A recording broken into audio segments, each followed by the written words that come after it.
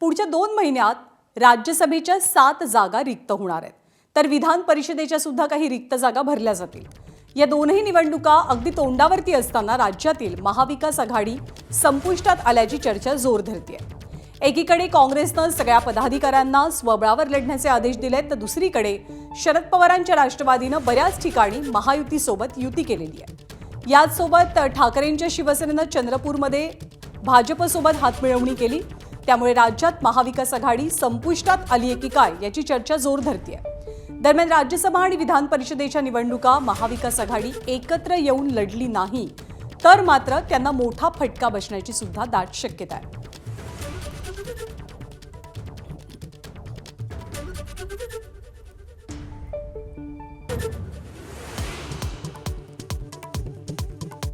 विलीनीकरणानंतर दोनही राष्ट्रवादींचं नेतृत्व अजित पवार करणार होते। शशिकांत शिंदेंचा मोठा दावा, तर शिंदेंचं लिखाण अनाठाई आणि गैर, तटकरेंचा पलटवार।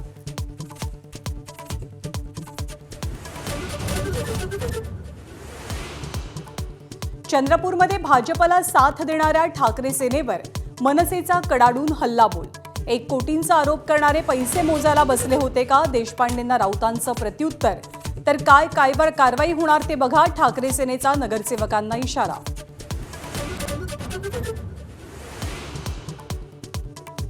मतभेदांनी ग्रासलेल्या महाविकास आघाडीसमोर मोठं आव्हान। आगामी विधान परिषद आणि राज्यसभेच्या निवडणुकीसाठी एकी गरजेची। फूट पडल्यास मवियाचा एकही आमदार खासदार निवडून येणं अशक्य।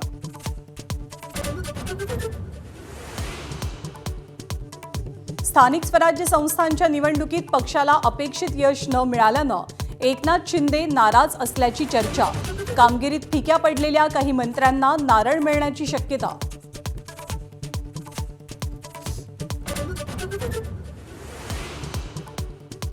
अन्न आणि औषध प्रशासन विभागाचा लिपिक 35,000ची लाच घेताना रंगेहात ताब्यात। तर लाच प्रकरणाशी आपला संबंध आल्यास राजीनामा देईल, अन्न आणि औषध प्रशासन मंत्री नरहरी झिरवाळ यांची प्रतिक्रिया। नागपुरात बचत गटाच्या महिलांचा मंत्री बावनकुळेंना घेराव। गेल्या 10 महिन्यांपासून शिवभोजन थाळी योजनेचं 195 कोटींचं बिल थकीत असल्याचा महिलांचा दावा।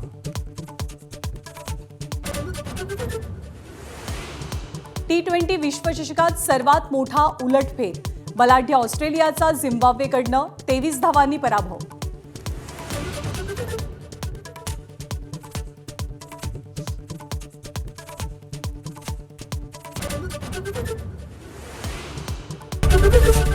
एबीपी माझा, उघडा डोळे बघा नीट।